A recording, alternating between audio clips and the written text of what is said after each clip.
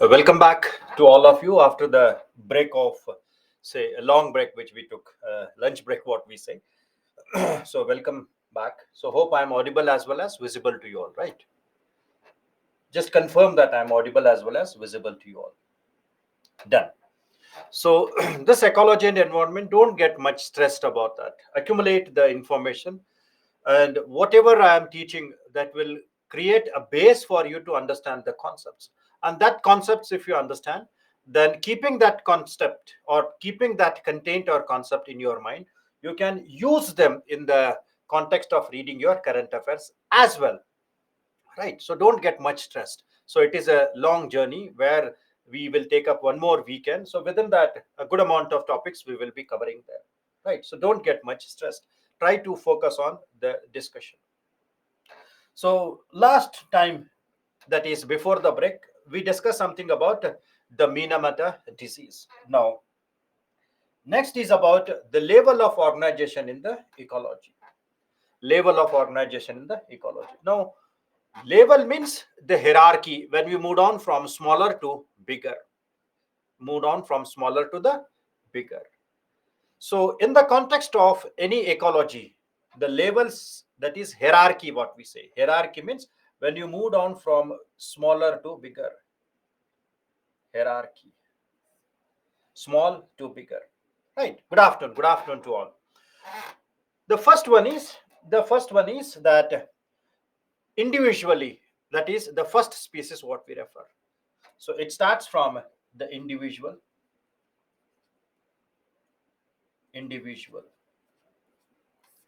That is, say, a dog. You can give an example. Dog, individual dog, right?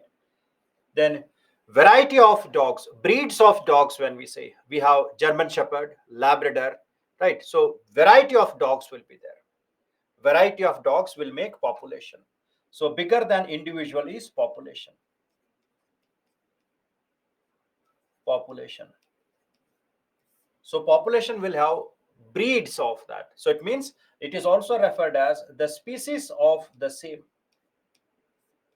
species. Population means the species. Population means the species. Now, this population is very dynamic. This population is very dynamic. Population means species or breeds of the same category. Breeds of the same category. We refer them as the species. It's very dynamic in nature.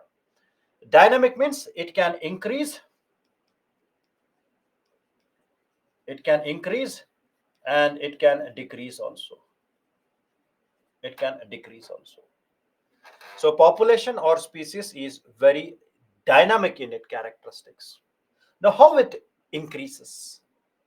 It increases by birth. By birth. Number of species, when they reproduce, the number increases. Then how it decreases? It decreases by death. It decreases by death. That is one. Second aspect, how it is decrease is, if this is an ecosystem where we are having many species are there, and sometimes these species move from one area to another one. So this is ecosystem A and it reaches to ecosystem B. It means it has moved from one region to another region. When it is moving from one region to another region, we refer that as migration. So it decreases because of migration. Migration. And the region where it reaches, the area where it reaches, we refer that as immigration. Immigration or immigrant.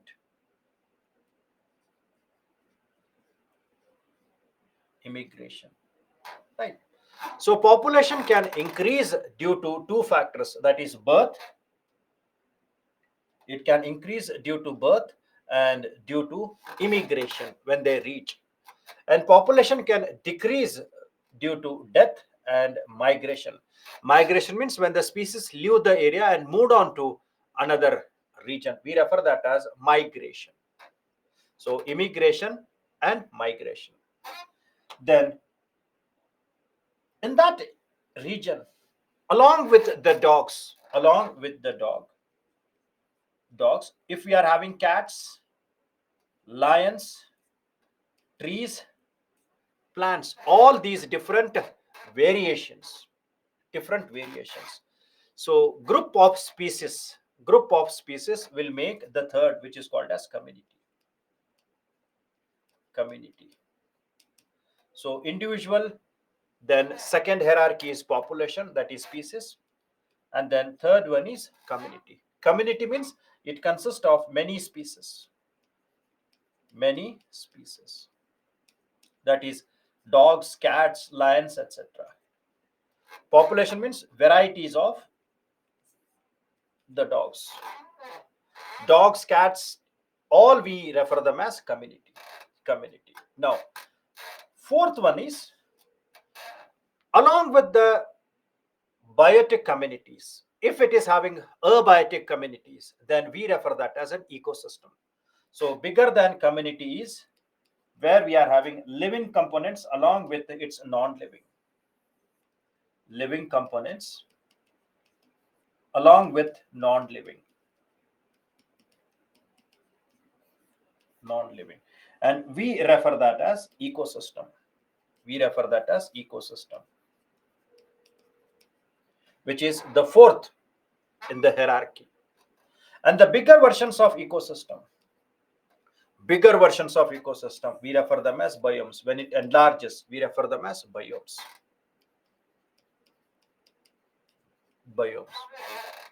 And bigger version of biome is biosphere.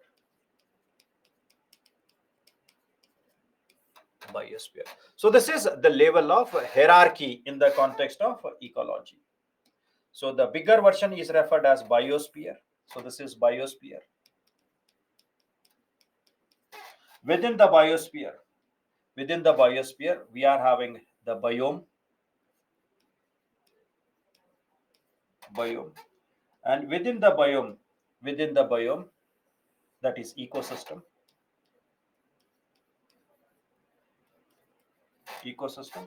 and within the ecosystem, we are having community,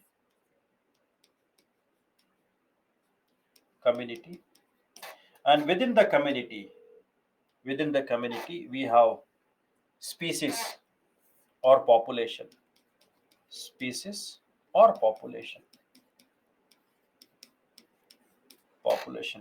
And the last one is, the smallest one is what we refer them as individual.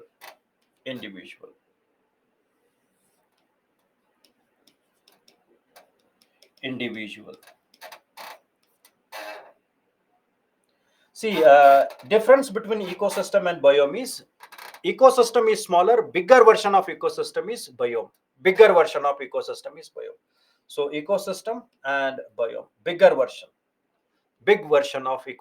is referred as biome, right?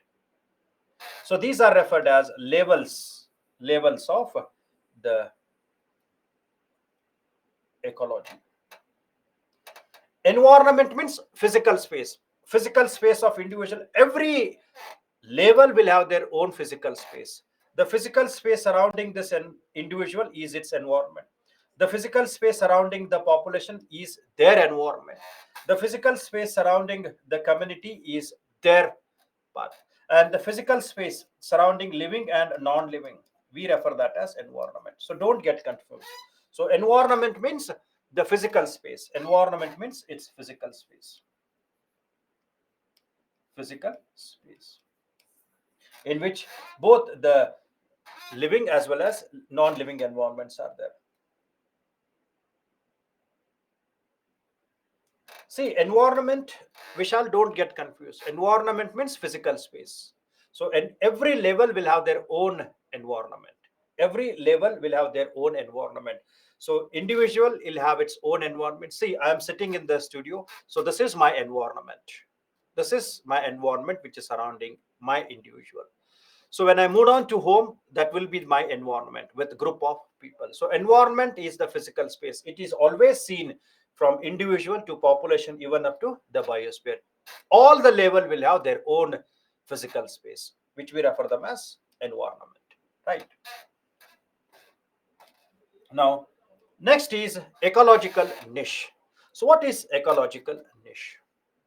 In a very simple term, ecological niche means that it gives a complete biodata of organism. So, ecological niche means it gives complete biodata of organism, biodata of the species, or it gives the complete profile of the species. Profile. Profile means where it stays. It means its habitat. Its habitat. What it does. What it does. That means its function. Its function. Then it also gives an idea about its role which is played in the ecosystem. Role. That is whether it is a herbivore, omnivore, or carnivore. Whether it is herbivore, omnivore, omnivore, or carnivore. Right. So it talks about its role which is played there, whether it is a decomposer, whether it is a herbivore, whether it is an omnivore, or whether it is a carnivore. So all these characteristics of any species, when we study, we refer that as ecological niche in a very simple. So it defines its functional position or role of organization in the environment. It consists of its habitat, whether it is staying in the desert or whether it is staying in the grassland, or activity pattern of this organism, whether it is a decomposer, whether it is a herbivore, or whether it is a carnivore. Then the resources what it obtains from the habitat, what it gets from the habitat, whether it is getting the food in the form of the green plants or whether it is taking the food in the form of flesh. So the resources what you get from the ecosystem, from the habitat, we refer that as the ecological niche. So niche consists of all these three characteristics. It consists of habitat, activity pattern, and resources of the habitat. All these are referred as ecological niche. So in a very simple, we refer that as biodata or profile of that species. So when you are giving your profile for any interview, you give your name, date of birth, address, educational qualification, experience, everything you give in the context of your biodata. Now the same thing is it talks about. So it talks about complete profile. Function means whether it is a decomposer or whether it is a primary consumer, right? Whether it is a decomposer or whether it is a primary consumer. So all these we refer them as ecological niche, right? Now understand something more than this. When we talk about certain species, take an example of buffalo or cattle, right? Now these buffalo and cattle, they can eat any type of grass. Buffalo and cattle, they can eat any type of grass, they can eat any type of leaves of the plant, and they can eat any type of residues of the crops. Residue of the crops. Residues of the crops. So it means that their eating habits are general. Its eating habits are general. It is very general in its diet. So if there is a shortage of a grass is there, it will eat leaf. If there is a shortage of a leaf, then it will eat the residue of the crops. It is not very specific in its diet. It is general in its diet. It can eat any type of the greenery which is there. Plus it can stay in vast amount of areas. It can stay in the tropical areas. It can stay in the temperate areas also. So its habitat can also be in many regions. It can stay in more areas, right? So hence such types of the species which are generalist in their diet. So they have vast habitats are there, large habitats are there, and they are having large amount of food which they can consume. And such type of species we refer them as broad ecological niche. So such type of species we refer them as broad ecological niche. Broad ecological niche. It means that they have large varieties, they have more choices, they have more choices, more choices for their survival. So they do not have major problem. They can survive in the climate, they can survive with the grasses. So generally they do not have threat of extinction, so less threat of extinction, they can survive more. But apart from the examples of cattle and buffaloes, we also come across certain species. We come across certain species. Take an example of this panda,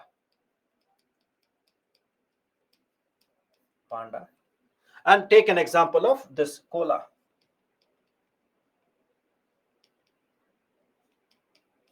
and koala. Now this panda, it eats only bamboo leaves. It eats only bamboo leaves. It eats only the bamboo leaves. And if you take the koala, this koala eats only eucalyptus leaves. Eat only eucalyptus. So they can't eat other grasses. They are very specific in their diet. So they are very specific in their diet. Specific in their diet. Right? Like the panda and the koala. They are very specific and they survive only in the areas where it is provided. So it means their habitats are also limited. Their habitats are limited and their food is also limited. Their habitat is limited and their food is also limited. Now take an example of the koala. Koala you can find in Australia and some parts of New Zealand. Australia and some parts of New Zealand where rich eucalyptus leaves are there. Now in the same way, when you talk about the panda, it is endemic to China and it has been moved from one area to another, but it is having a very small amount of dwelling places. Its habitat is limited and its food habits are also limited. So it means that they are very very specialists, and such type of species we refer them as narrow ecological niche. Such species we refer them as narrow ecological niche.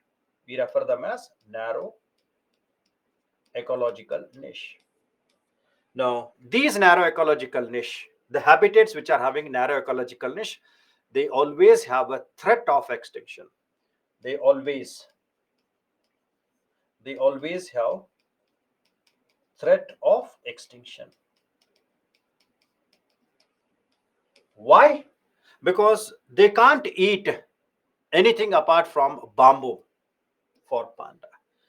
And koala, they can't eat beyond eucalyptus.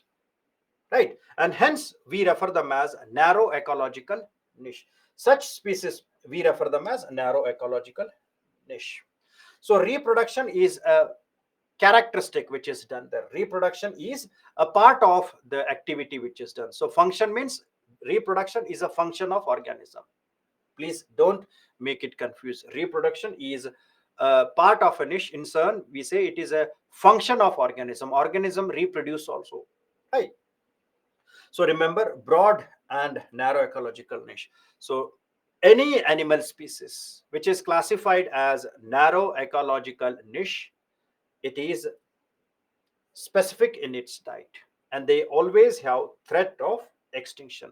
And when they're having a threat of extinction, it means that they need more conservation and more protection. So hence they need more conservation and more protection. More protection. Is it clear? So this is about broad ecological niche and narrow ecological niche. Buffalo, cattle, all goat, etc. They are examples of broad ecological niche. Panda, koala, they are examples of narrow ecological niche. Example panda, example koala. And here broad example is buffalo, cattle, goat, etc. We refer them as broad and narrow ecological niche.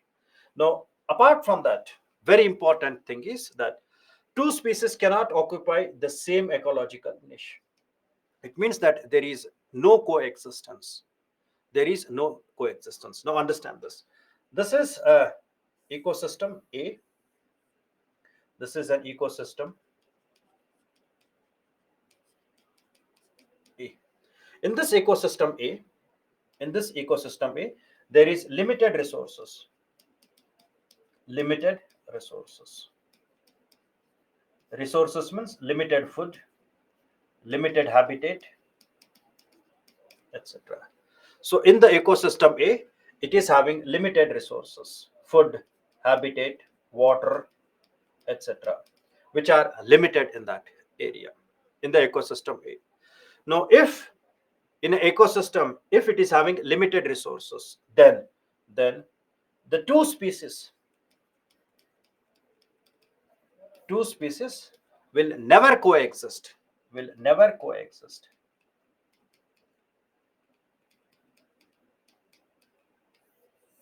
Never coexist. It means that they will never share their niche.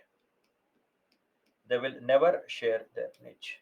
Instead, they compete with each other. They compete with each other. They compete for the niche.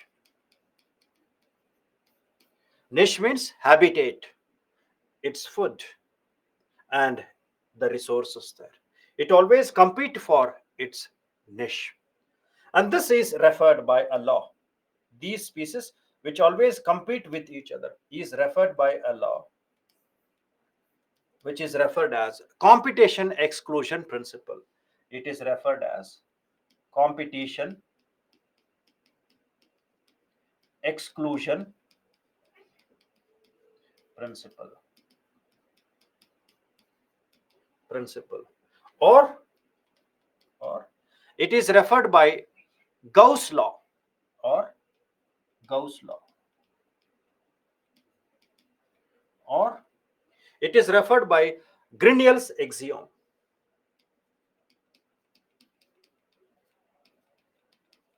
Grignell's axiom. All the three are same. All the three are same. Competition exclusion principle, Gauss law, or Grignell's axiom. So this competition can be within the species, like within the species, like one dog fighting with another dog, two dogs, that is within the species, same species fight for each other. We refer that as inter sorry intraspecific. So it can be intraspecific.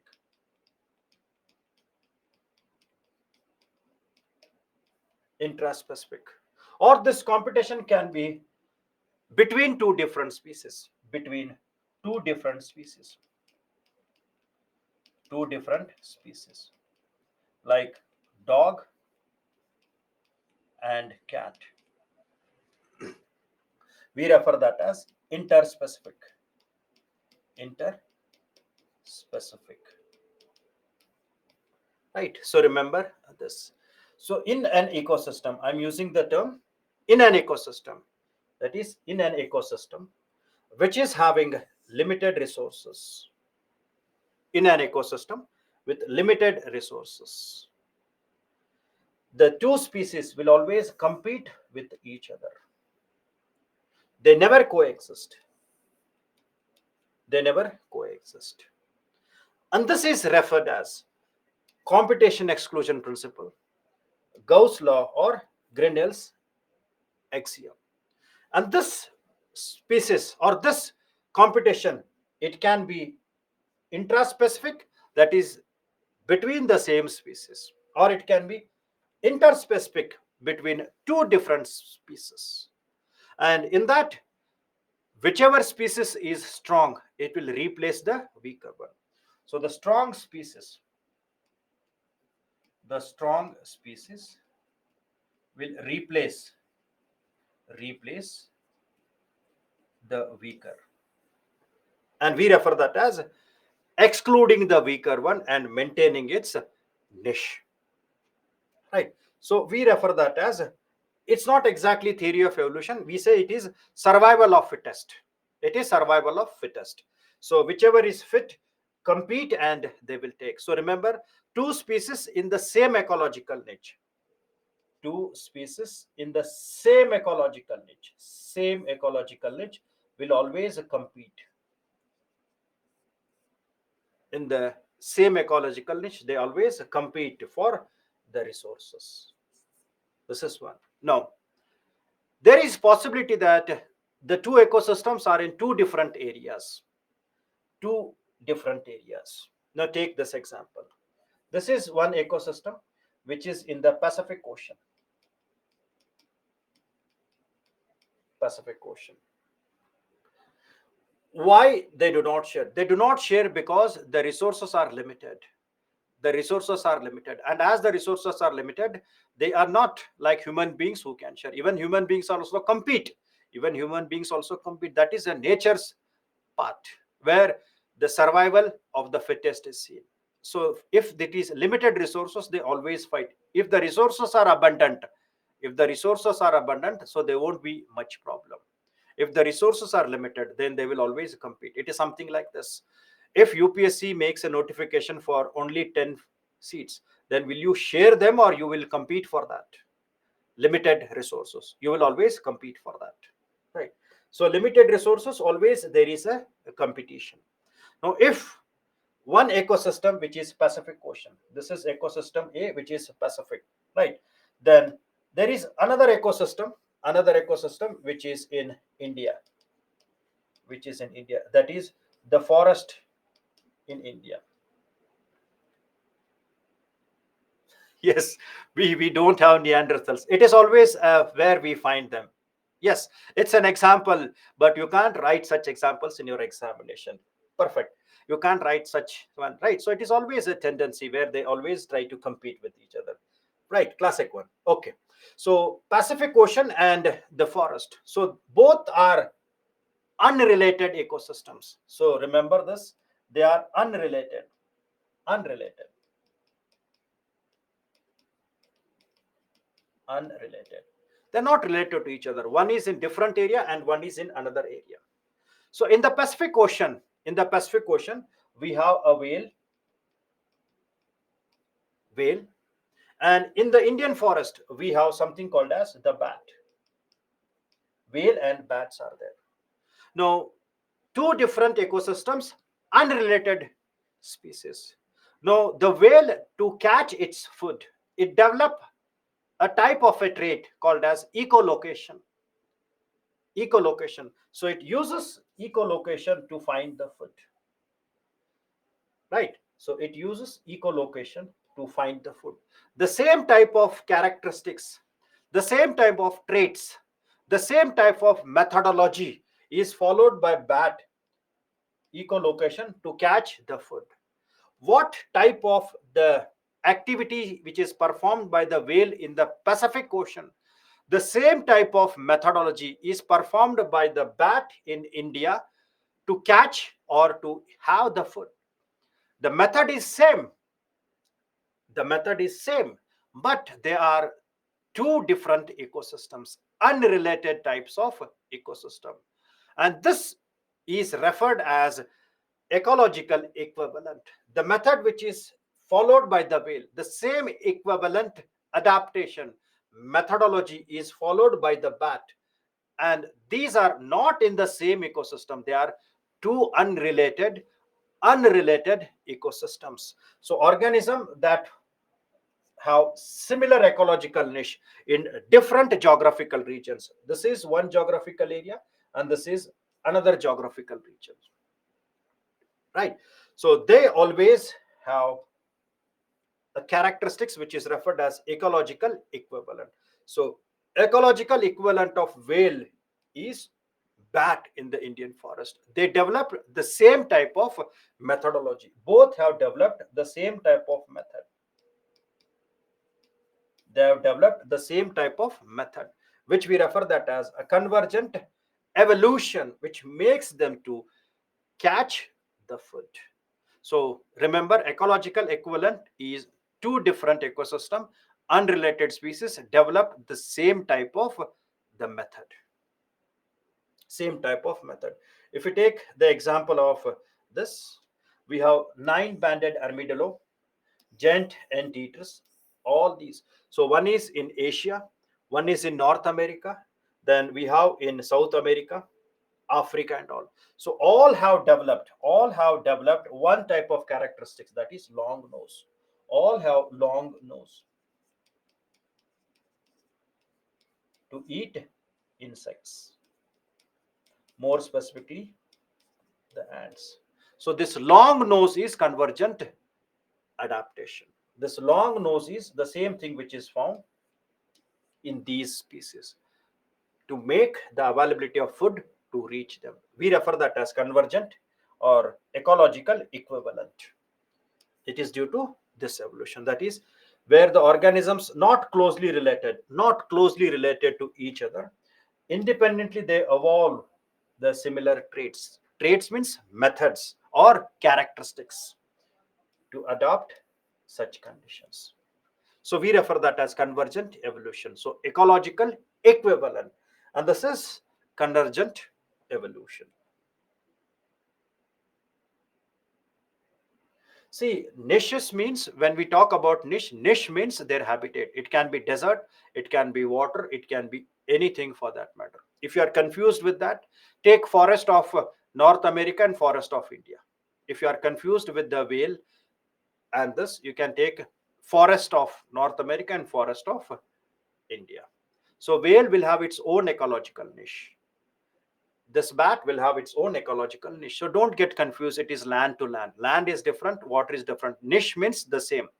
Profile remains the same. See, when you talk about the profile of any human being, so one may be engineer, one may be architect, but his profile will have the same characteristics, like jobs, experiences, they will be the same. The one may be having experience in computers, the other will be having experience in, say, in construction, but they show the same type of the creeds there. Right. Then ecological relations. So in the context of ecosystem, we always find the relationships are maintained. And these relationships, generally, we refer them as positive type of relations and negative type of relations. Negative type of relations. Convergent evolution is same as ecological equivalent. Convergent evolution, convergent evolution is responsible for ecological equivalent. So we can say ecological equivalent is the result of convergent evolution. I'll repeat. Ecological equivalent is a result of a convergent evolution. Is that clear? Is that clear? Ecological equivalent is a result of convergent evolution. Done. So ecological equivalent means the same type of a trait, the same type of a method which is used by any species in one ecosystem.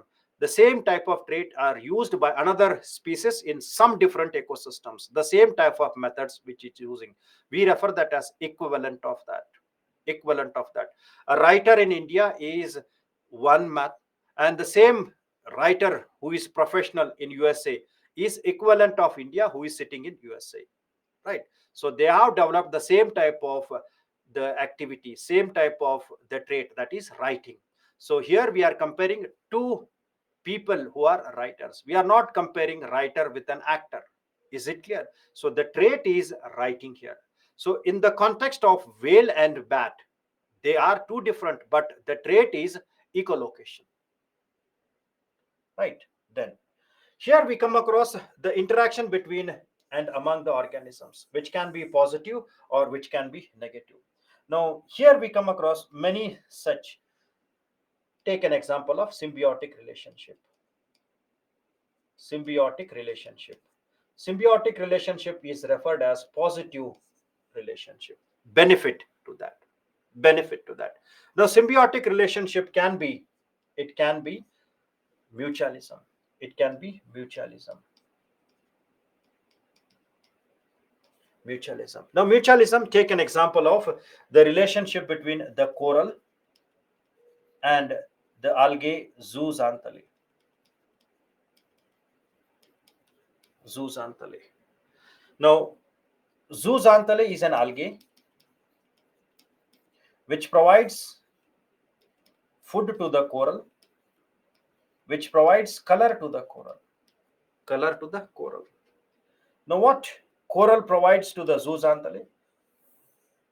Coral provides physical support, and coral provides the raw material. And the presence of coral's color and all is due to the presence of zooxanthellae. So both will survive. So here both get benefit. Both will get benefit from each other. Both will get benefit from each other, and presence of both is mandatory. Both will get benefit, and presence of both is mandatory. Without the algae, the coral will not have its color, and without the coral, the algae will not have the support. So hence we refer that as mutualism type of relation between the coral and algae. Coral and algae. Now, if the coral and algae get separates from each other, if the coral separates from the algae, then we refer that as whitening of the coral, which is referred as coral bleaching. Coral bleaching. So we refer that as mutualism. Presence of both is important for that relation. Is it clear? Now, second type of symbiotic relation is which we refer that as a proto-cooperation, which is referred as proto-cooperation. Now, this is between the crocodile and a bird. Now, when the bird sits in the mouth of crocodile, then the crocodile will get relief. It will get relief from the parasites or insects, and the bird will get food. Bird will get a food. This is one example. Second one is, if you take an example of cattle and a bird. Now the bird sits on the cattle. It sits on the cattle, and it will eat the insects which are there on the skins of the cattle. So here both will get benefit. Both will get benefit. Right, both will get benefit. But without the presence of crocodile, the bird can also survive, and without the presence of the bird, the crocodile can also survive. So without the presence of cattle, the bird can survive, and without the presence of the bird, the cattle can also survive.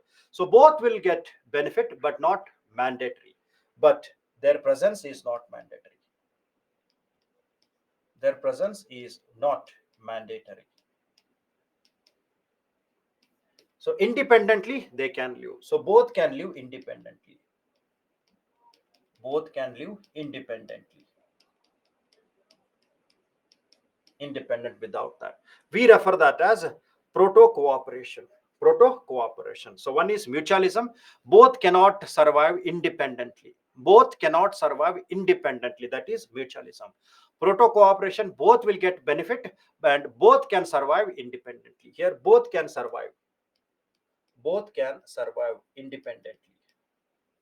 And here both cannot survive independently. Both cannot survive independent in this case, right? So this is the second type of mutualism. And the third type of mutualism is seen between the example of whales and barnacles. Third type of symbiotic relationship is third type of symbiotic relation is seen between the whales and the barnacles, the small parts, barnacles. Now the barnacles get attached to the whales, and these barnacles will get locomotion. The barnacle will get locomotion, and that locomotion will help them to fetch the feed or the food. But if you see the whale is neither harmed nor it is getting any benefit. Whale is neither harmed or nor getting any benefit, nor getting any benefit. So such type of examples we refer them as commensalism. Barnacle is a small crustacean which get attached to that whale. It's a small crustacean animal which get attached to that. We refer that as commensalism. Parasitism is a negative type of interaction. It is negative type of interaction. It means one species is benefited and other is harmed. One is benefited and one is harmed. And the one who is harmed, the species which is harmed, we refer this as the host.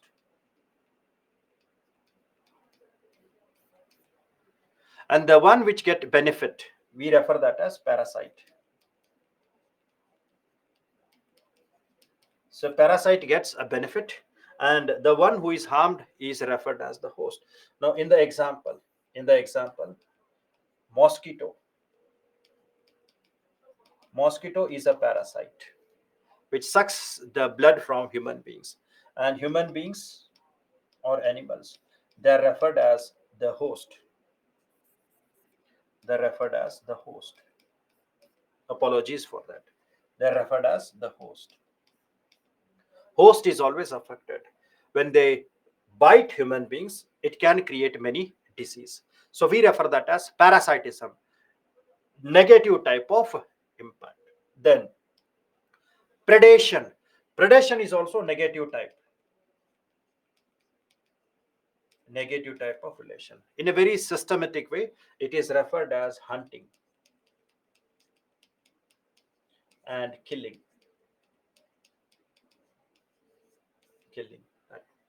And the one which hunts, like leopard, we refer this as predator. And the one which is hunted, like deer, it is referred as prey. So it is killing instinct. Then we have something called as competition. So remember the Gauss law, competition exclusion principle, where the two species will always compete. Competition means two species will always compete. So that's why it is very difficult to introduce any species in a habitat. Now if you're talking about introduction of cheetah in Kuno Palfur National Park, it was not easy for it to adjust there because they always compete for the resources. So one of the major issue associated with the introduction of species in any of the habitat is they always compete with each other. They always fight for their niche. So hence, if we talk about introduction of any species, there is a challenge.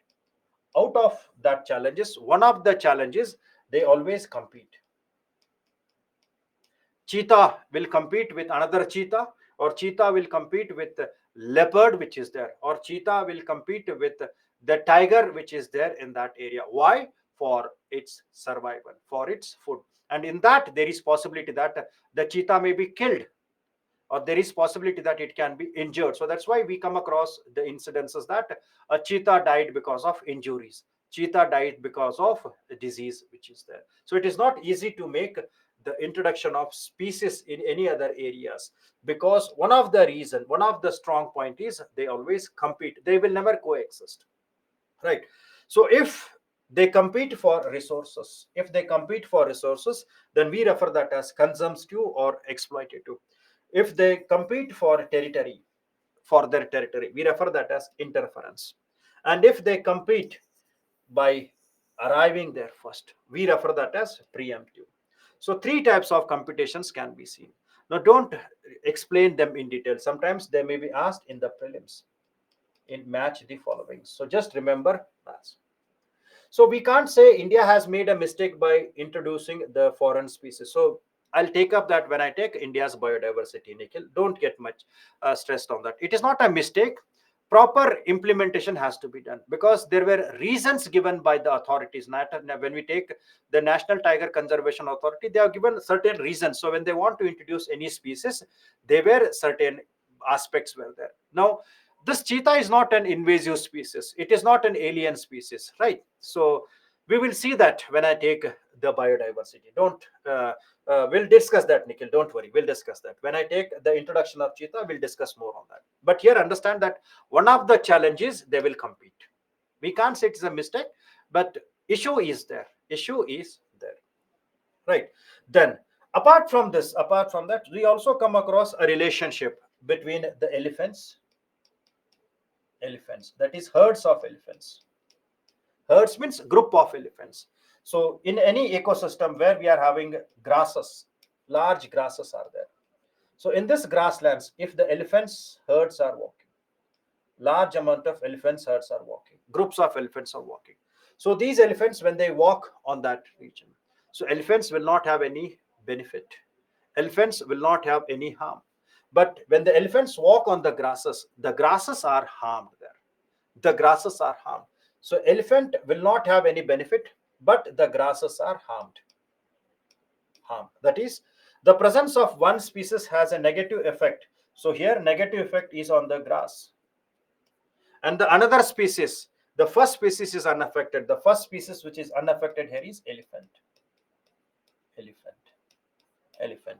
And such type of examples we refer them as amensalism. We refer them as amensalism. Is it clear? So these are the different types of relations which are existing in the context of the ecosystems, right? Then we move on to understand certain types of adaptation which are been done by them: hibernation, brumation, estivation. So these are what we refer them as adaptation. Adaptation. And this adaptation is in the context of extreme weather condition. Extreme weather condition. That is extreme cold or extreme warm condition. Extreme cold or extreme warm condition. Now, in both the cases, how they make adaptation? This adaptation is done by reaching the state of dormancy. It is done by reaching the state of dormancy.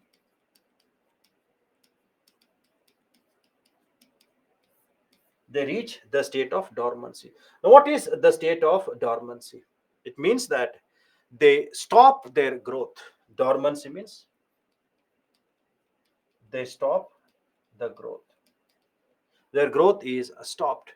And not only they stop their growth, development and physical activities are also stopped.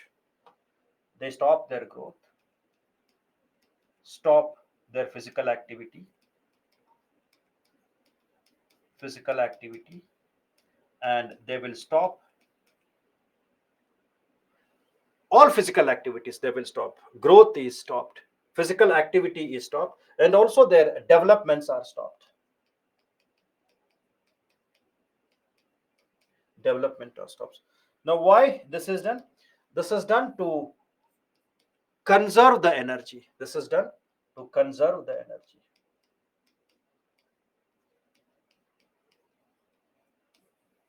Conserve the energy. When there is extreme cold conditions or extreme warm conditions are there, to protect themselves from extreme part. Now this is done by many species. Now here, the adaptation which is referred as hibernation and brumation. So both are winter adaptation. Both are winter adaptation. Whereas estivation is adaptation during the summer. that is during extreme heat or extreme warm condition. Extreme warm condition. Now, hibernation and brumation. Hibernation, the moment when we say hibernation is performed generally by mammals. I'm using the term generally. It is not that only, it is generally done by mammals. And in both the case, we refer that as winter sleep.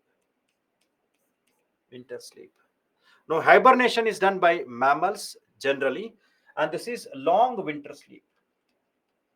Long winter sleep, which is done by mammals. Example, Arctic ground squirrel, which perform the hibernation. Along with that, it can be done by rodents. It can be done by bats. It is also done by polar bears, etc. Winter sleep, hibernation. Now, the same type of winter sleep, if it is done by reptiles, like bearded dragon, reptiles, then we refer that as brumation. If it is done by reptiles, then we refer that as brumation. So winter sleep of reptiles is referred as brumation. Now, in the same way, if if the adaptation is done during the summer season, if the adaptation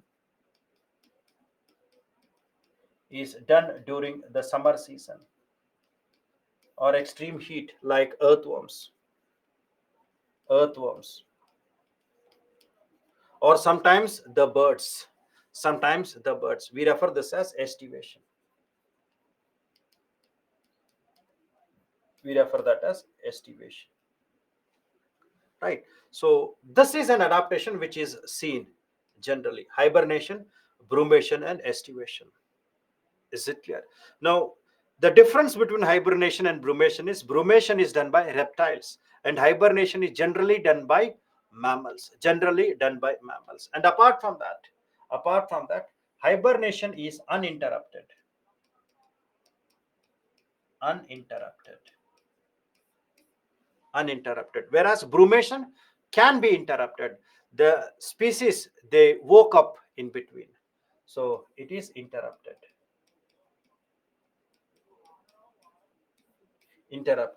Like the bearded dragon can woke up in between, it can drink some water and then again come back to sleep.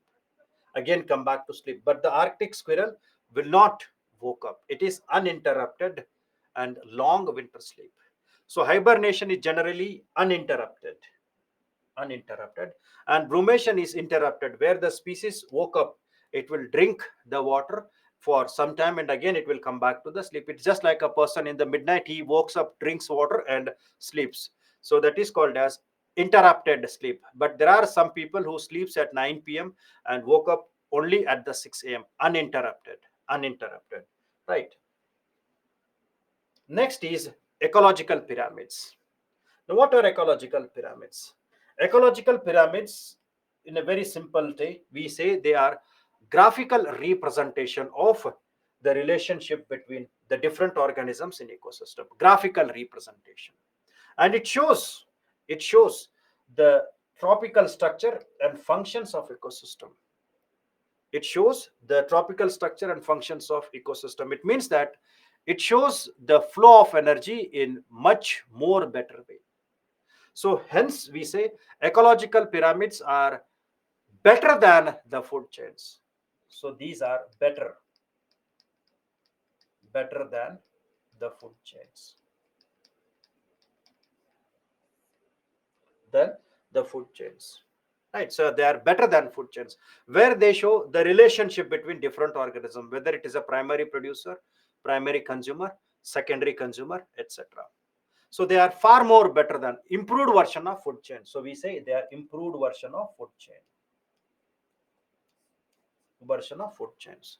And this ecological pyramid was introduced by Charles Elton. Charles Elton. And hence they are also referred as Eltonian pyramids. Eltonian pyramids.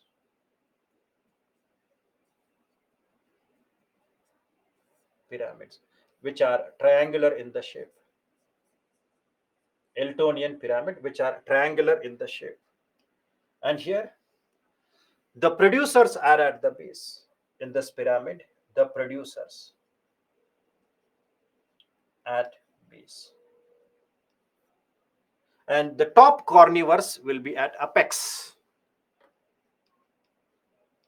Top carnivores will be at apex. Apex. Right. Now these pyramids can be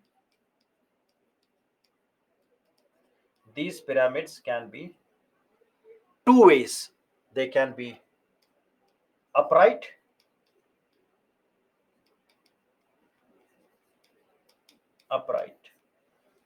or they can be inverted.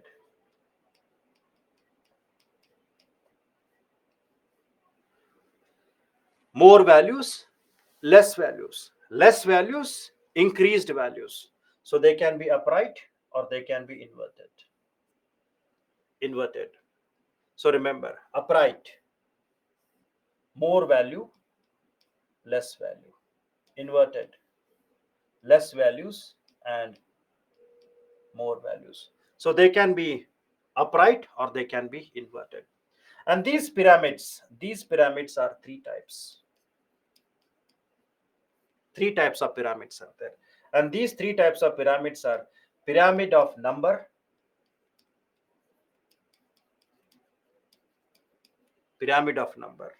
second, pyramid of biomass,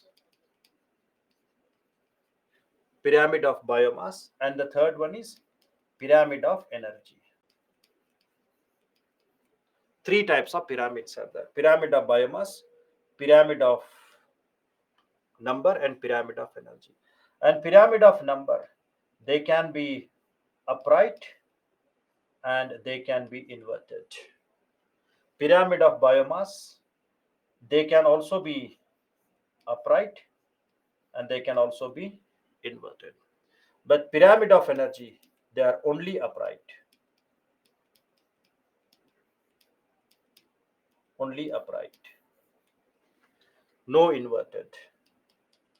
No inverted. We don't have inverted in pyramid of energy. So keep this in the mind. Keep this in the mind. Pyramid of number, pyramid of biomass, and pyramid of energy. Now we'll try to understand what is upright and what is inverted. Now the first one is pyramid of number.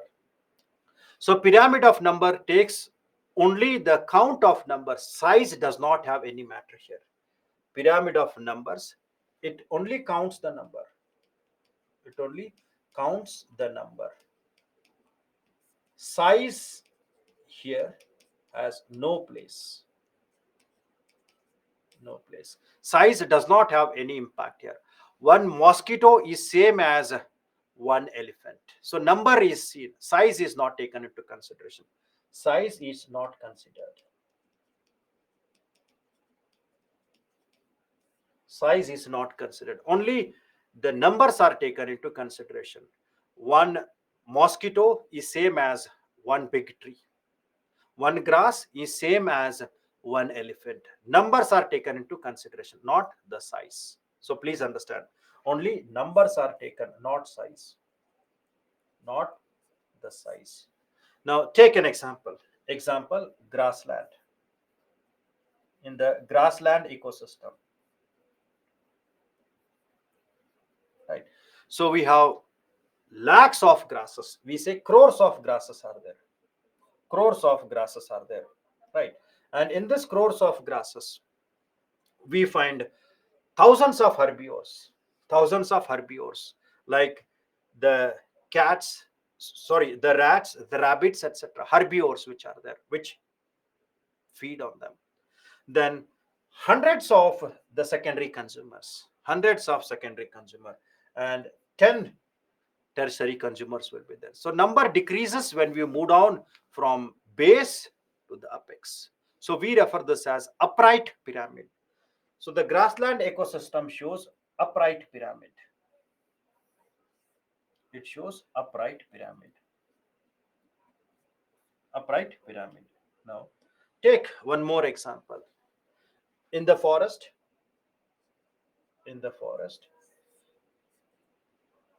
we have something called as a tree. One tree is there. So one tree is there. And in this tree, thousands of birds will take shelter. One tree, thousands of birds will take shelter. Right. So producer, herbivores will be there. And in the wings of these birds, you will have lakhs of parasites. Wings of these birds, you will have lakhs of parasites. Parasites will be there.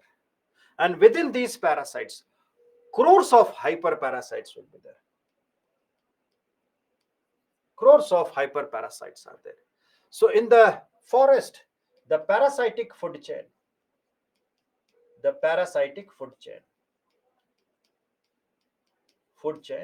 will show a inverted type of the pyramid of numbers. That is one tree, thousands of birds, lakhs of parasites, crores of hyperparasites.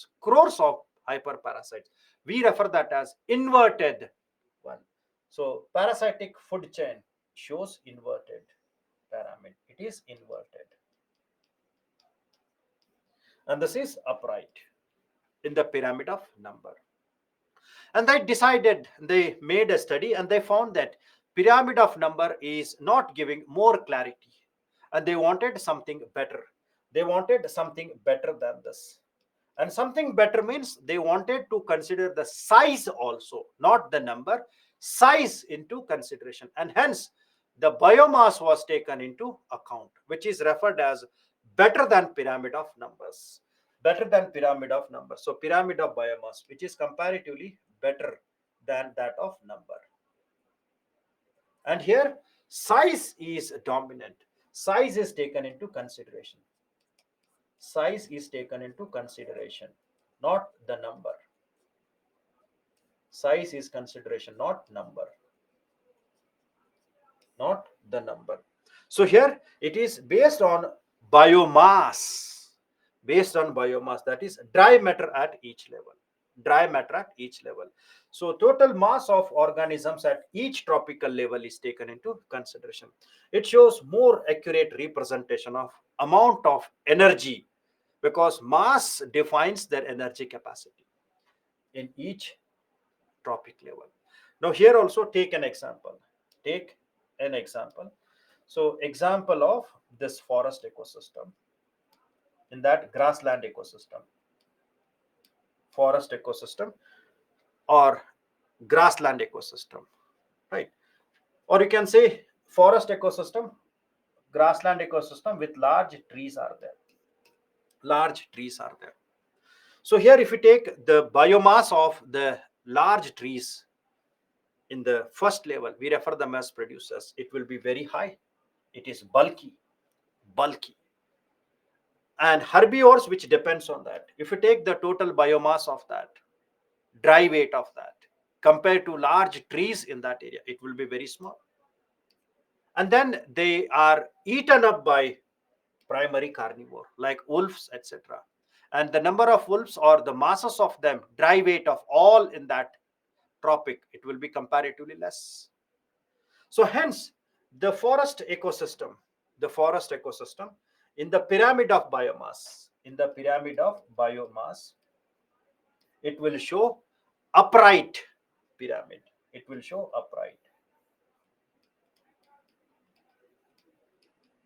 It will show upright.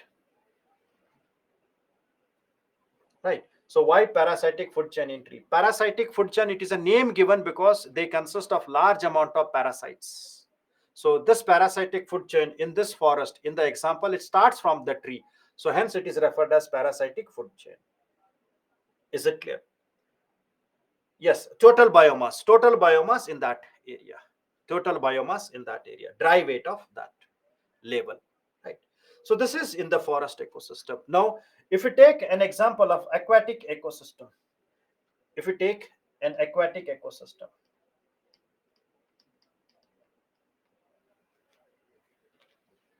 see, if any food chain starts there, it can be grazing, or it can be referred as the food chain which starts from dead and undecomposed one. Now here it gives an indication of parasites. It gives an indication of parasites. So hence, to differentiate them, we define that as parasitic food chain, which talks about the parasites which are involved in the food chain explanation. Don't make in detailed about that. So it is referred as parasitic food chain because it talks about the parasites which are involved in the chain study. Now, if you take aquatic ecosystem like pond. Now, in the pond, in the lower level, we will have large amount of algae. So algae, they are very minute species.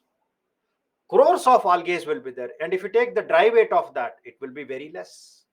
Algae, sometimes you can't see through your naked eyes also. So crores of algae will be there, but their dry weight will be very less. Their dry weight will be very less. And these algae are eaten by fish. They are eaten by the fish. Now the fish weight, when we take compared to algae, they will be more. Their weights in their level will be more. So here it will increase when you move. And these small fish are eaten by big fish. These small fish, they are eaten by big fish. And their dry weight is comparatively more than that. So here the dry weight, biomass increases. The biomass increases from primary producer to tertiary one. So this is called as inverted. This is called as inverted type of biomass. Inverted type of pyramid. If you are talking about biomass. If you are talking about biomass.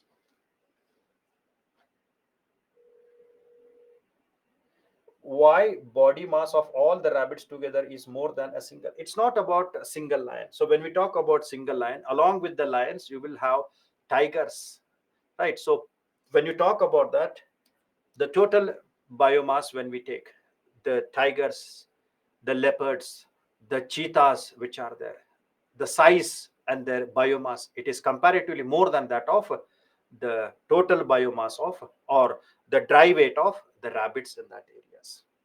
Dry weight means their when they are dead, their energy part, when we say, we refer that as dry weight. Is it clear? So just remember that in the context, they will never ask you in detail about this. Just remember, in the context of forest ecosystem, it is upright system because the biomass decreases when you move on from lower level to higher level. But in the aquatic ecosystem, we find the biomass increases from algae to primary to secondary and tertiary.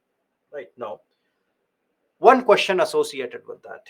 If we take the aquatic ecosystem or pond ecosystem, if you calculate if you calculate if you calculate the pyramid of number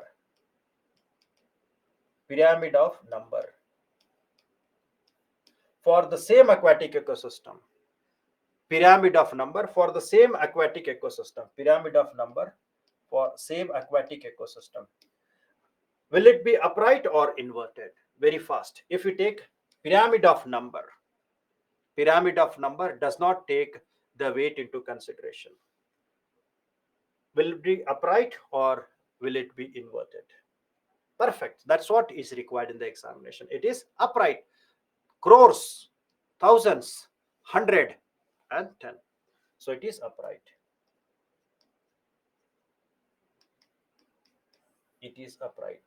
Perfect. Perfect. So that is what you should remember. So in the aquatic ecosystem, if you take a pyramid of biomass, it will be inverted. Whereas if you take pyramid of number, it will be upright. Is it clear? Okay. Now next, Pyramid of energy. Pyramid of energy, it is referred as the best representation of tropical relationship. And always remember, pyramid of energy is unidirectional. Once it is lost forever. It is unidirectional. Unidirection.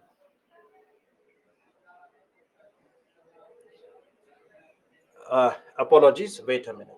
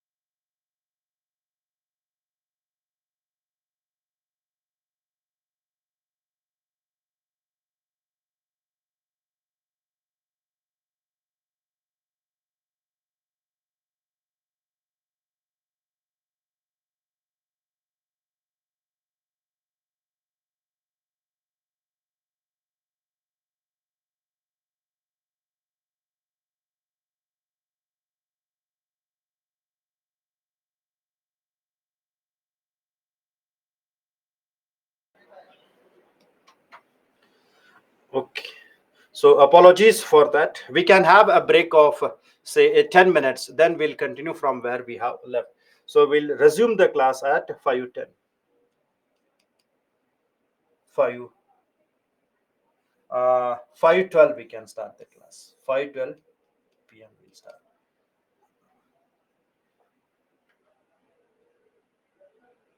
Why at the top both biomass pyramids we have large carnivore, then why the forest pyramid is upright? So when we take the forest pyramid, so at the top carnivore, even though their weights are bigger, the numbers are very less. The numbers are very less there, right? But in aquatic ecosystem, it is inverted. In aquatic ecosystem, it is inverted because if you take the size of the algae per unit, compared to that of the fish, bigger fish, which is more here per unit, what we say. See this per unit, what we see. Yes, yes. Is it clear? So hence, it is size which is taken into consideration. Size which is taken into consideration more than that of the number. So we can have a break, then we can continue at 5:12.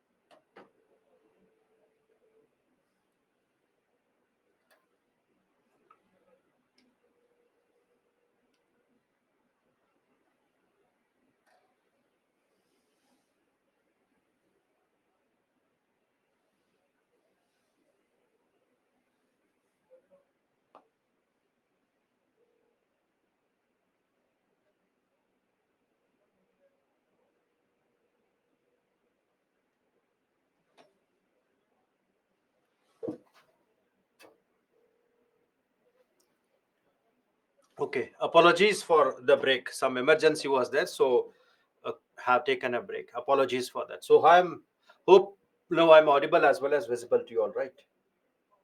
Am I audible and visible to you all?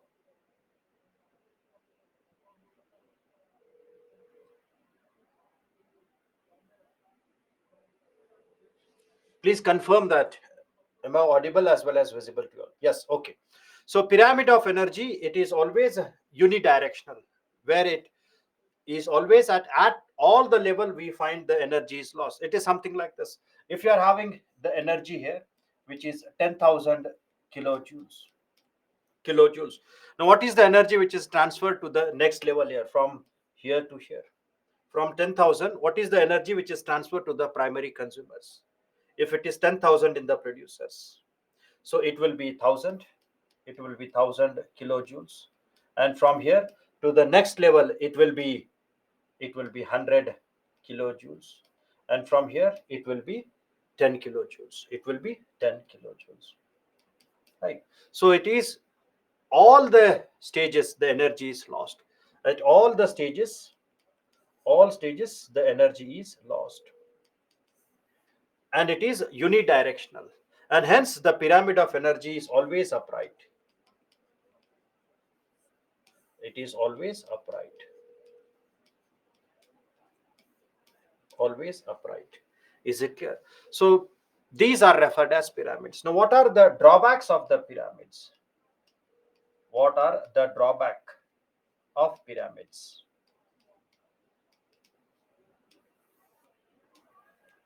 Drawbacks of the pyramids.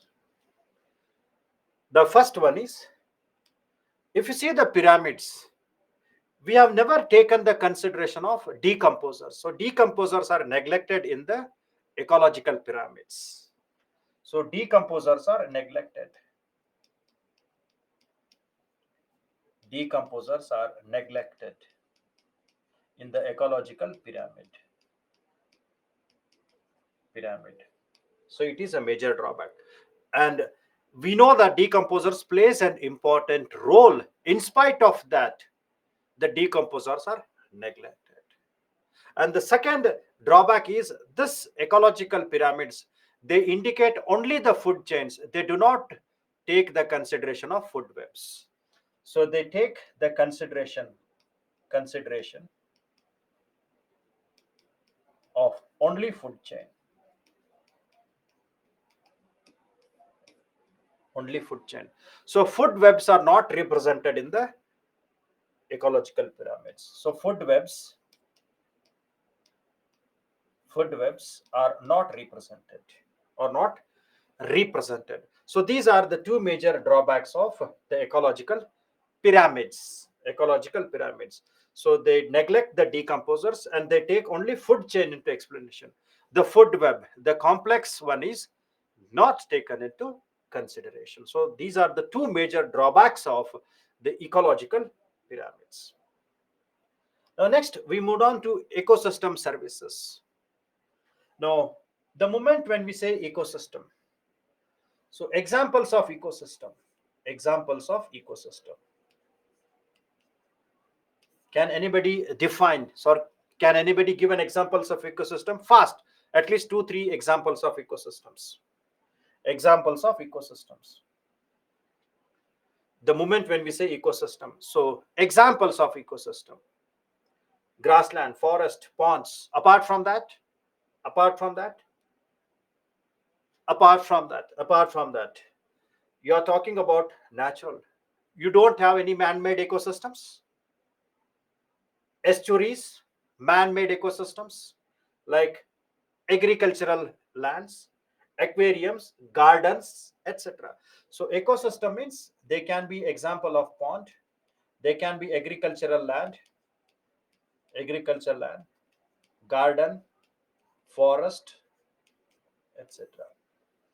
So the benefit what we get from the ecosystem, we refer them as ecosystem services. The benefits what we get from the ecosystem, we refer them as the ecosystem services. So benefits in the sense, If you see agricultural land, so we get the food crops from that, we get fruits from the gardens, we get clean oxygen from the forest, we get water from the ponds.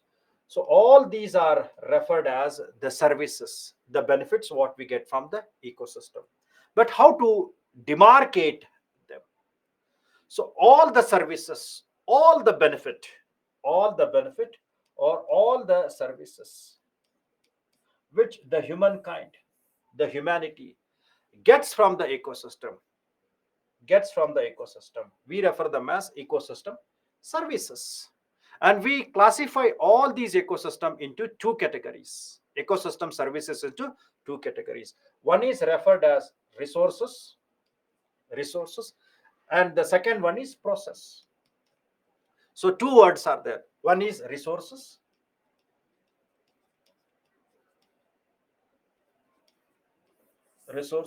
and second one is referred as the process. Now what are resources we are talking?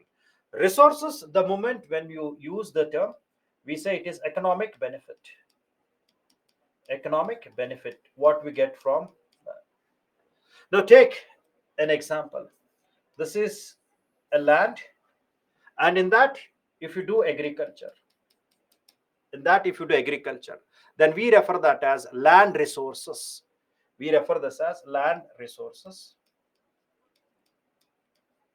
which is used for agriculture.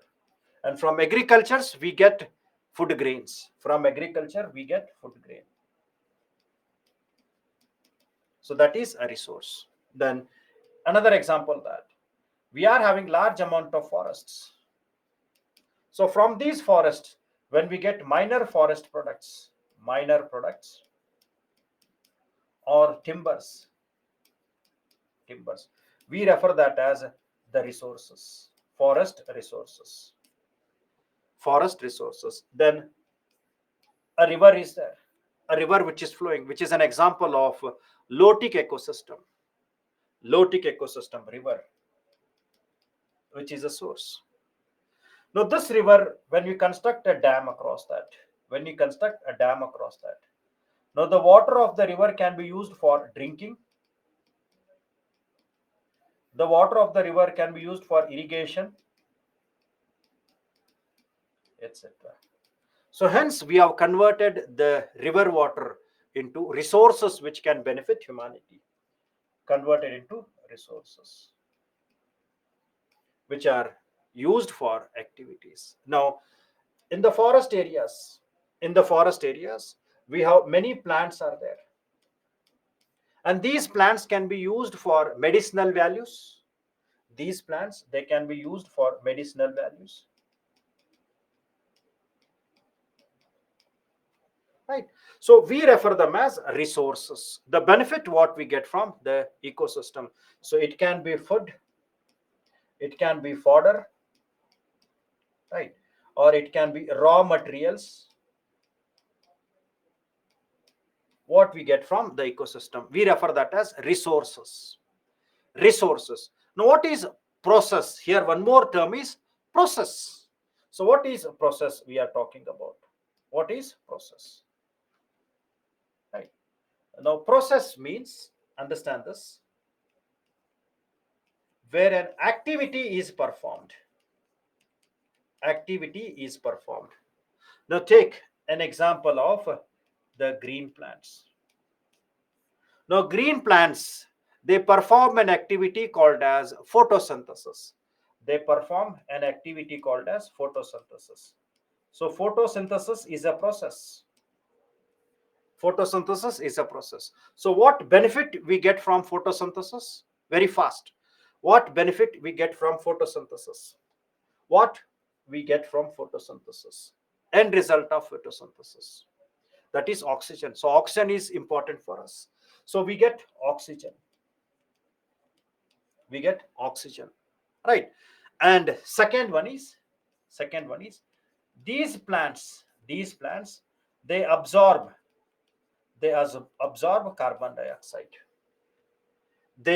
carbon dioxide. So absorb carbon dioxide means they sequester the carbon dioxide. Sequester. Sequestration is same as absorption. Sequestration. Learn the words.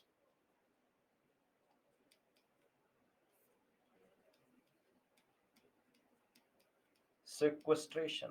It is same as absorption. Sequestration. So the plants absorbs carbon dioxide. So when they absorb the carbon dioxide, they remove carbon dioxide from the atmosphere. So when they remove the carbon dioxide from the atmosphere, will they help in global warming or they reduce the global warming? When they reduce the carbon dioxide from the atmosphere, increase the global warming or they decrease that. So hence they make climate regulation. They work in climate regulation. Climate regulation. That is, they help or they decrease the global warming phenomenon. So when they absorb the carbon dioxide, they absorb the carbon dioxide. Any object, anything which absorbs more than what it is emitting back, any object, anything which absorbs more than what it emits back, we refer that as a sink. So here green plants, they absorb more amount of carbon dioxide than what they can emit. So hence these green plants are referred as carbon sink. So these green plants are referred as carbon sink. Carbon sink. Is it clear?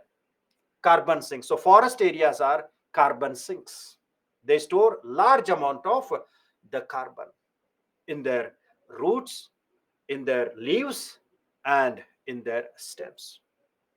Now sometimes we have aquatic ecosystems. We have aquatic ecosystem.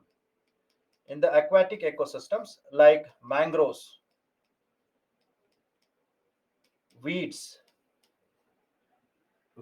which are in the oceans or nearby areas, aquatic ecosystems in the oceans, so they also absorb the carbon. So these aquatic ecosystems, when they absorb the carbon, so such carbon which is stored in the aquatic ecosystem is referred as blue carbon.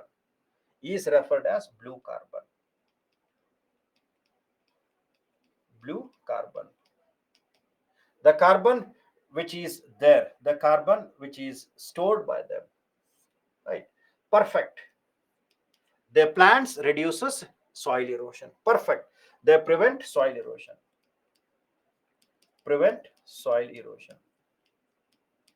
Right? It is a process which is being done. Then apart from that, when you talk about certain living organisms,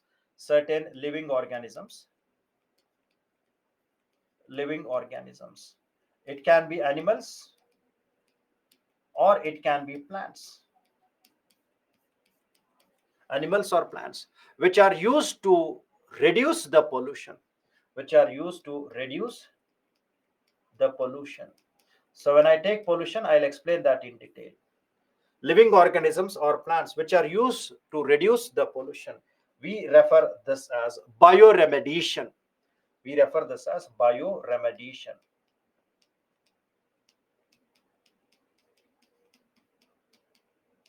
Bioremediation. Then apart from that, we also have something where we are having the burrowing animals.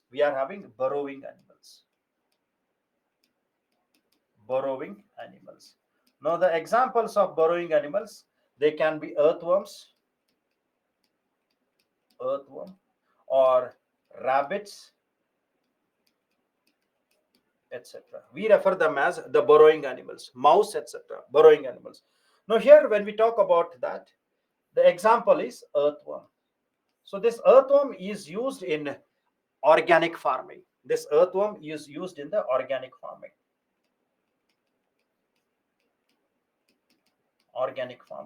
So the earthworm makes the soil porous. So the earthworm, when it digs the soil, it will make the soil porous. And it will make the soil fertile. As the soil become porous, it will absorb more water. As the soil becomes porous, it will absorb more water. It will absorb water, or it will hold more water. And it also increases fertility of the soil. Fertility of soil is increased. Increased. And this phenomenon, where the burrowing animals are used to increase the soil fertility in the organic farming, is referred by a term called as bioturbation. Bioturbation. So burrowing animals, which they are digging the soil, by which they are plowing the soil, and hence the earthworms are referred as natural plowers. Earthworms are referred as the natural plowers.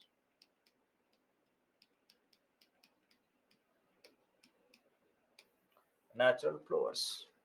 So these are referred as the process. These are referred as the process. So we have ecosystem services. We can classify them into process, and we can classify them as resources. We refer them as resources. Now in this resources, can we add a few more? In this resources, can we add few more? Take an example of the cow. Take an example of people tree. So even today, cow and people are worshipped. It means that they are having spiritual values, religious values, religious values. So worshipping is done to them. Worshipping is done to them. Apart from that, these areas, they are used for ecotourism, tourist places, ecotourism, right? We can see. And apart from this, there are certain places which are very, very sacred, where the religious aspects are linked with them. We refer them as sacred groves. Sacred groves, which was highlighted in many movies. Like you can take an example of the Kantara movie, where the sacred groves were shown. Religious and cultural aspects are associated with them, right? So these all are referred as ecosystem services, or benefits what we get from the ecosystem. Now whenever, when you are attempting an answer for write a note on ecosystem services, you should always mention the benefits what we get from the ecosystem. We refer them as ecosystem services. And all the ecosystem services, we can classify them into two major categories: the process and the resources. Process and the resources. So you can mention one or two resource, and you can mention one or two process. One or two process. And this is how you should remember that all the services, we can subdivide them into provisioning services, which consist of food, fresh water, fuel, fiber, etc. Then then we define them as regulating services, like climate regulation, disease, water purification, etc. Then third one is cultural services. Cultural services, that is aesthetic, spiritual and religious, like sacred groves.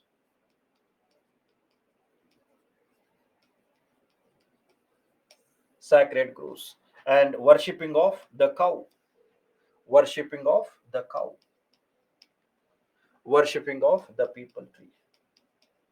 See, sacred groves are pristine type of forests, where the tribal peoples and the local peoples worship them as an abode of gods for them. And they are undisturbed areas. They are undisturbed areas. In many areas like Odisha, Western Ghats, we find large amount of the pristine, the original forest which is there, where the local people worship them as an abode of God. Their belief is that the goddesses are there in those trees. Their goddesses which they worship, they believe that the goddess is present in those, right? That is their belief. And such areas, which are undisturbed forest areas, where the tribal people, local people believe that that is an abode of their goddesses, which prevent them from many type of disease, many type of ill activities. So such areas which they worship in the forest, we refer them as sacred groves. Is it clear? We refer them as sacred groves, right? Then supporting services like soil formation, nutrient cycling, and primary. So this is what the ecosystem services are there, right? Now, services means the benefit what the humanity gets. Ecotourism is what we refer them as a resource. So when we talk about ecotourism, so ecotourism is the service what you get from that. Service what you get from that. So you can put the ecotourism as the resources benefit. So from ecotourism you get financial assistance, right? Done. So all these inspiration and all, they are aesthetic. Inspirational means by seeing the trees, by seeing that you get motivation, you get something good in the life. Inspiration from the forest to be strong. Do not worry about many things. Natural perspectives, right? So we refer them as religious, aesthetics, inspirational, educational, values which we get from that, inspiration from that, right? So we refer them as the services. Next is something called as, see, the term carbon sequestration. I told carbon sequestration means process of capturing the atmospheric carbon dioxide. So when I take global warming and climate change, I'll explain that in detail. Then blue carbon is the carbon which is captured by world ocean or coastal ecosystem, right? Then carbon sink, anything that absorbs more carbon than what it releases. Now human beings are, can we refer human beings as a carbon sink? We are carbon emitters. And the amount of carbon which is emitted, the amount of carbon dioxide which is emitted by human being, by activity, by an institution, is referred as its carbon footprint. So till the class when it ends, whatever amount of carbon dioxide which are emitted by the lights and these, it is referred as carbon footprint of this class. If you are celebrating birthday of your friend, so the amount of carbon dioxide which is emitted during the time of birthday celebration, we refer that as carbon footprint of that birthday. If you are taking any company, the amount of carbon dioxide which is emitted by that company, we refer that as carbon footprint of that company. So carbon footprint means amount of carbon dioxide emissions associated with all type of activities. So in global warming and climate change, again I'll discuss that in detail. So bioremediation, then bioturbation. So these are the terms. You read them and make sure that you are not forgetting the definitions of the same, right? Now, carrying capacity of ecosystem. Now this is very simple to understand. Carrying capacity of ecosystem.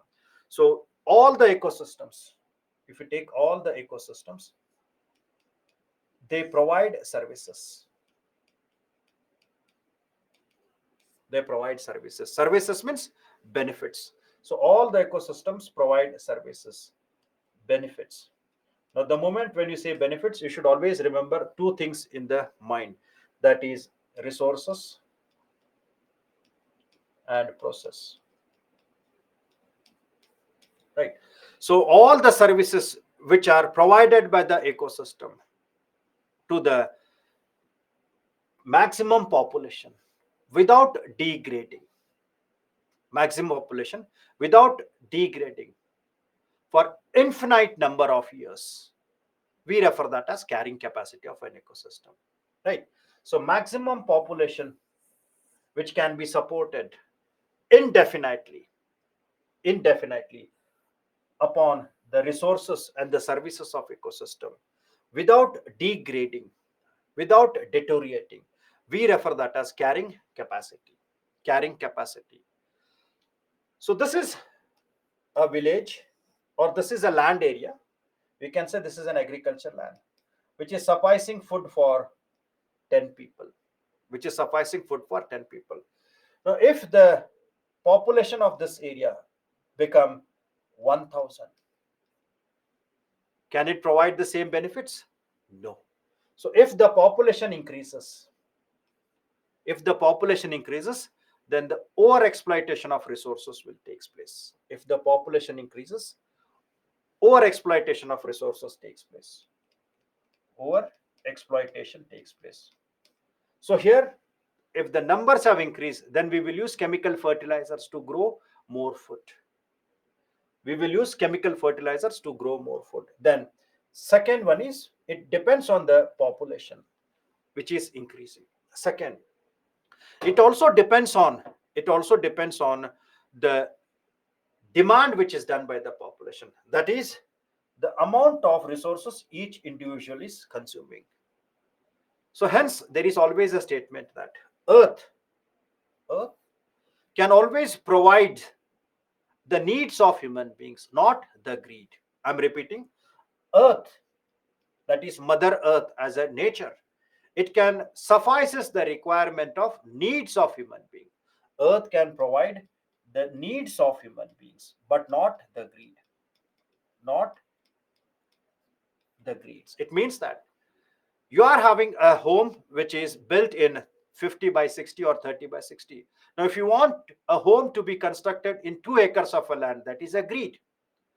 You are having something and you want beyond the limit which is needed for that. Luxuries which are required, that we refer them as the greeds. So earth provides the needs of human being, but not the greeds. Not the greeds. So if the amount of resources which individual is consuming exceeds, then it will also create the pressure. It will also create the pressure. So it depends on size of the population, and it depends on the resources which we are consuming, and it also depends on the amount of resources which are available in the ecosystem. Amount of resources which are available. Amount of resources which are available, like ponds, lakes, fertile soils. All these, if they are available in abundancy, then they will supply the benefits to the humanity for a longer period of a time. And this type of services, which is supplied by the ecosystem, uninterrupted, without degradation, we refer that as carrying capacity or healthy capacity of ecosystem. Healthy capacity of ecosystem. And due to over exploitation, the ecosystem will collapse. Due to over exploitation, the ecosystem will collapse. It will collapse, completely collapse, due to over exploitation. Now, over exploitation happens because of increasing in the population number, increasing in the needs of individual, and the amount of resources which are available in that areas. So if all these are taken into consideration, then we can define that what is the carrying capacity of ecosystem. So to survive humanity, the ecosystem should be in good condition. Its carrying capacity should be in good condition or healthy condition. It is something like this. We are having a lift, and this lift can carry 10 people. This lift can carry 10 people.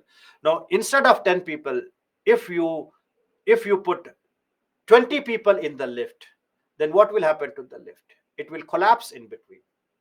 It will collapse in between. It will not work itself. So that is called as the carrying capacity of the lift, which is having 10 numbers. In the same way, every ecosystem will have certain limitations, certain points beyond which it cannot perform. So all the ecosystems, they provide services only with an ideal population size, ideal demand, and the resources which are present there. India has certain aspects in some areas, but not always. We'll discuss that in detail. When I take ecological footprint, it will be more clear. This is some rough idea. Now, is there any importance of knowing the carrying capacity? Is there any significance of identifying the carrying capacity of ecosystem? Significance. Is there any significance of understanding carrying capacity of ecosystem? Yes. What significance are there? Once you know the carrying capacity of ecosystem, what are the benefits of that? What are the significance of that? What are the significance of understanding the carrying capacity of ecosystem? Perfect. It means that it can be used in planning. It can be used in planning the resources. resources. Then apart from that, it can make the view that what should be conserved and what should be protected. If large amount of trees are there, perfect, conservation and protection. So it talks about something called as conservation, and it talks about many programs which can be taken there. If large amount of the forest have been cut, then you can take a program of afforestation. You can take a program of afforestation, right? Perfect, Satyanarayan. Planning on population control, longer term, very perfect one. Controlling of the population, right? So these all are called as the significance of the carrying capacity. So UPSC may ask a question: what is carrying capacity and what is importance of carrying capacity? So the moment when you talk about carrying capacity, you should remember that it is the maximum size of a population where the ecosystem provides its benefits resources benefits without degrading for infinite number of the days, infinite time. And it depends on the resources available, size of a population, and what we are taking from the ecosystem, what are our demands are there. Research and development, yes, all these you can put. So if you club all these one by one, your notes is prepared. There is no difficulty in writing any such type of application based question. So when you put all those like conservation, avoid over exploitation, planning of the population, research development, right? So educate the people. It means that creating awareness among the people. Perfect. Creating awareness among the people.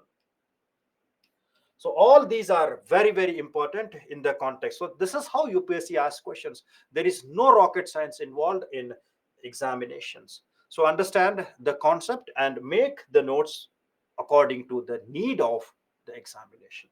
Is it clear? So carrying capacity of ecosystems. So this is what you have to understand. Now, my question is, are ecosystems sustainable development can be taken? Perfect, sustainable development can be taken. You can add all those points. Now, ecosystems, when we say when they provide the services, can we say ecosystems are permanent? Can we say ecosystems always permanent? The forest ecosystem or agriculture ecosystem, any ecosystems, can we say they are permanent? No, nothing is permanent. So even ecosystems are also not permanent. At the best we can say ecosystem are stable. At the best we say they are stable. Now understand this concept.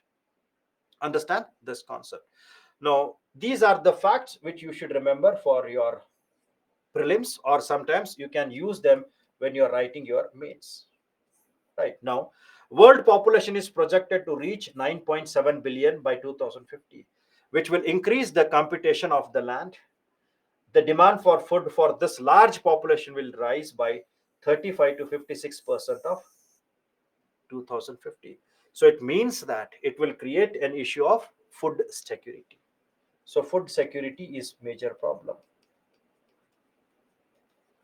Then it says that the annual consumption of all the natural resources combined is expected to more than double from 92 billion tons in 2070 to 190 billion tons by 2060 due to increase of population size and affluence. So here there is a threat of increasing population. And it also says that the annual biomass extraction was expected to reach 44 billion tons by 2060 from 24 billion tons. So it means that this will create large amount of deforestation. It will create large amount of deforestation. Global perspective, large amount of deforestation. So these data you can use when you're writing your main answers, when you're writing anything on carrying capacity of the world. So hence, looking these, easily we can say all the ecosystems are under threat. All the ecosystems are under the threat, right? So now taking the loop from this, We can say that the ecosystems, they can be stable. They are not permanent. They can be stable. And all ecosystems, they perform under certain condition. They perform under certain conditions. Now, keeping these things in the mind, understand a concept. Understand a concept. Now, if we are talking about any organisms, any organism, any organism, right? Or you can take any ecosystem, any organism or any ecosystem. Organism means it can be animal, any animal, any ecosystem for that matter, any ecosystem for that matter. So this organism A or ecosystem we'll put as B. Organism is A and ecosystem is B. Now this organism A and ecosystem B, they perform very well under certain conditions, like when you take the condition of temperature. So if the temperature is, say, 25 degrees to 30 degree centigrade, right? Now this ecosystem is, say, rainforest. So rainforest means the rainfall. If we talk about rainfall, so in this, rainfall is 200 centimeters to 300 centimeters. 200 to 300 centimeters.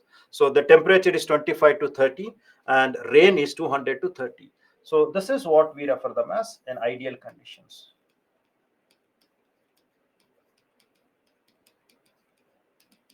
Ideal conditions. So within these ideal conditions, the organism or ecosystem will perform very well. Their productivity will be very high.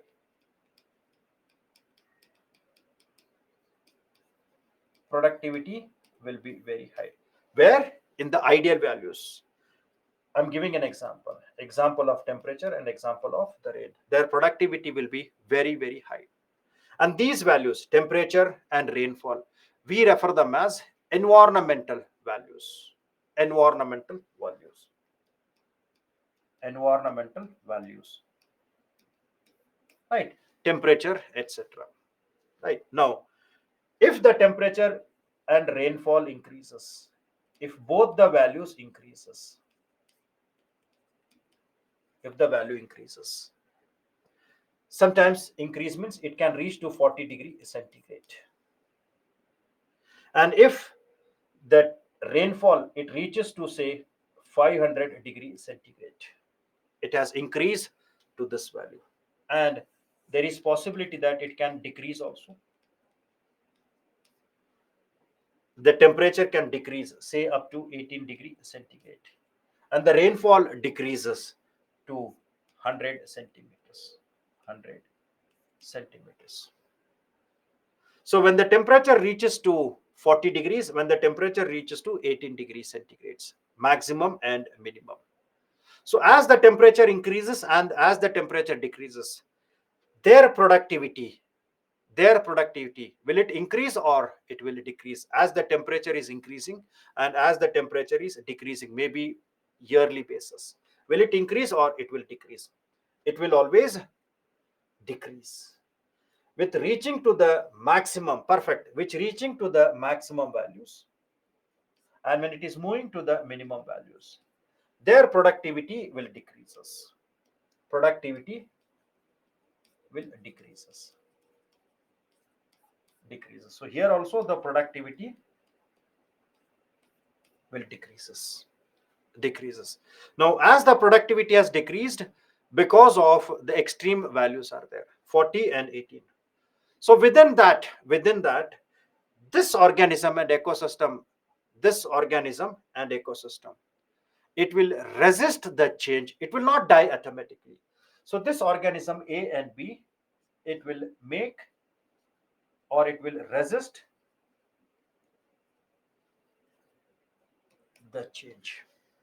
Now here the change what we see in increasing in the temperature or rainfall, we refer that as environmental stress.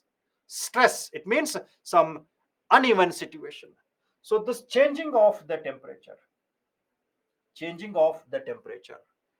rainfall which is reaching to maximum or minimum, we refer that as environmental stress.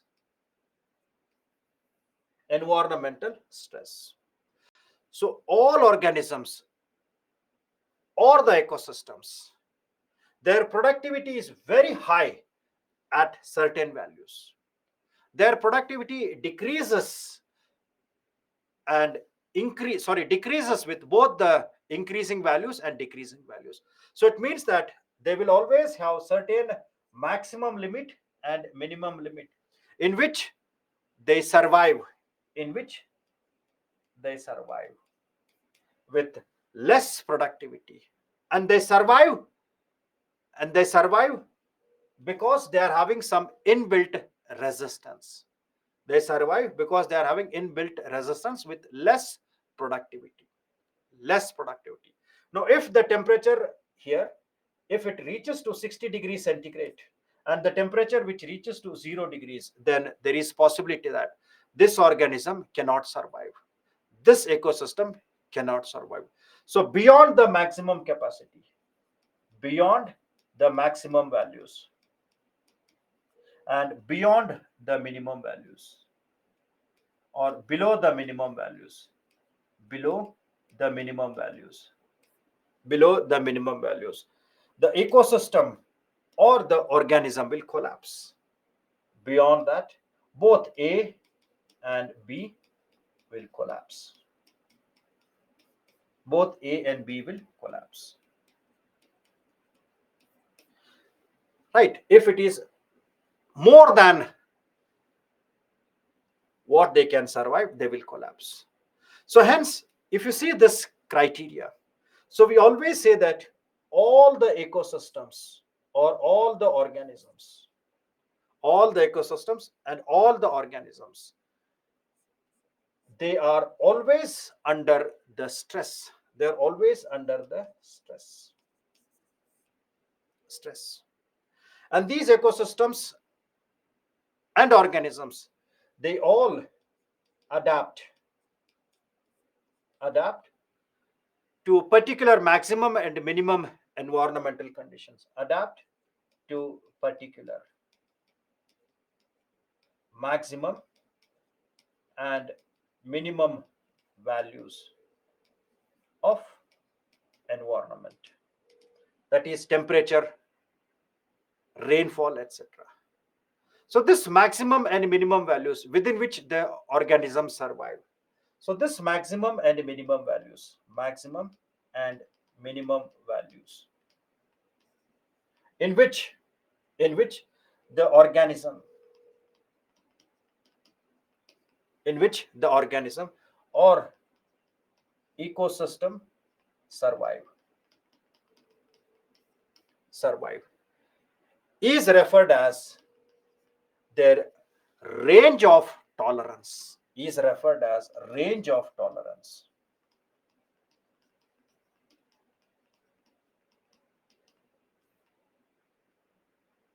Range of tolerance. And this range of tolerance is also referred as the term called as ecological amplitude, is called as ecological amplitude.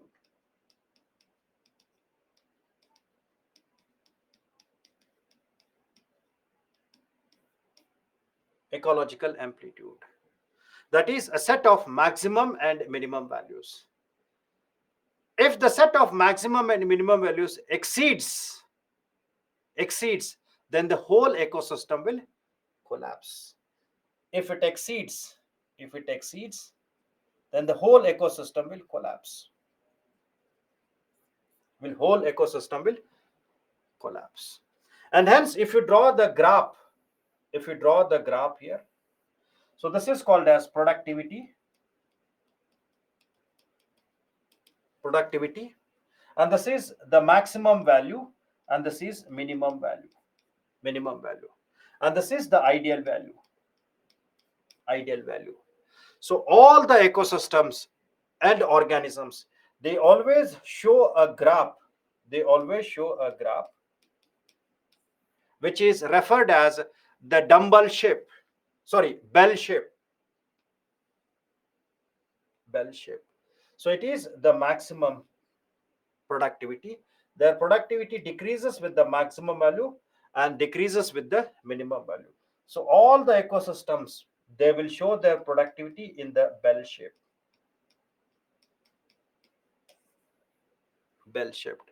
So within the maximum and minimum value, within the maximum and minimum value, they survive. They survive. And this is called as ecological amplitude. Ecological amplitude, or it is also referred as law of toleration.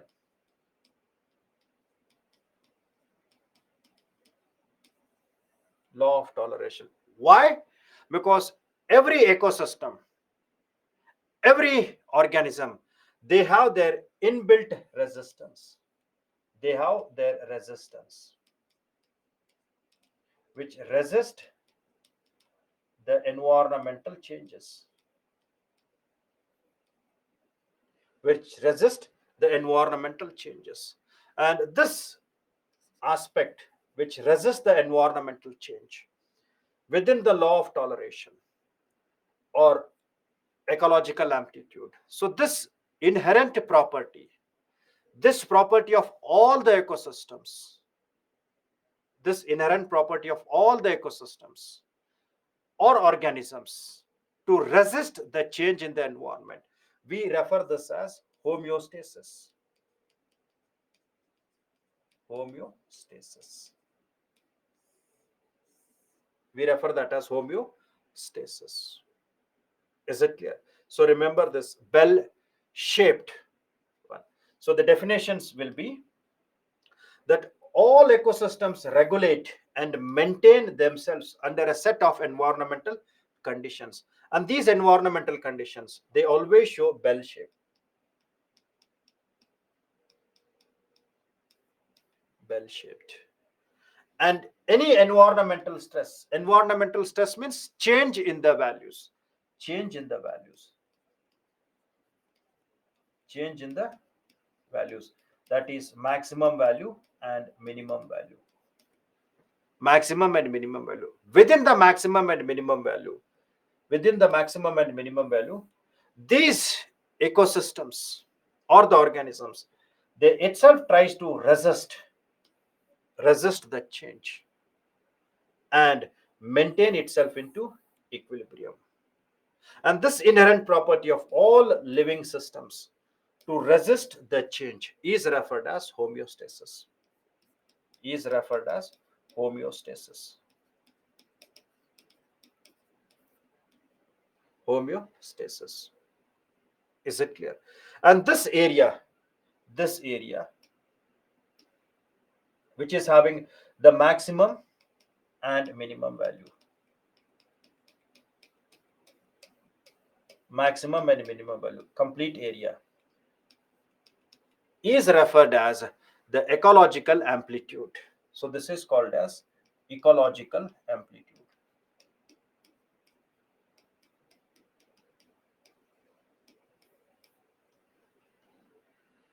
Stress is beyond the maximum value or beyond. Stress is within the maximum value. Stress means change. Change. If the values are beyond the maximum and minimum, whole ecosystem will collapse. Stress means the change from ideal values. Stress means change from the ideal values. Stress means, this is called as the stress from the ideal values. Stress means deviation from ideal values. Deviation from the ideal values. Right. So up to maximum and minimum values, they will survive. And if it is beyond maximum and if it is below minimum, if it is beyond maximum and if it is below minimum, then entire ecosystem will collapse. Entire ecosystem will collapse. If it is beyond the maximum and below the minimum. Entire ecosystem will collapse. Now, what we can do is we can take a break of 15 minutes. You can also have some tea. Read this again in the break, and again we will continue from where we have left. Don't get much stressed. Read the points which have been shown here. Read the points which have been shown here. And again, I'll explain that in a very simple format with the definition. So observe these points. Observe these points. You can have a tea, a warm cup of tea, read this, and we will come back and we'll start the class at 6:15. And whatever queries are there, minimum values and maximum values, I'll again explain them with a simple format. But before that, read these things. So the class we will start at 6:15.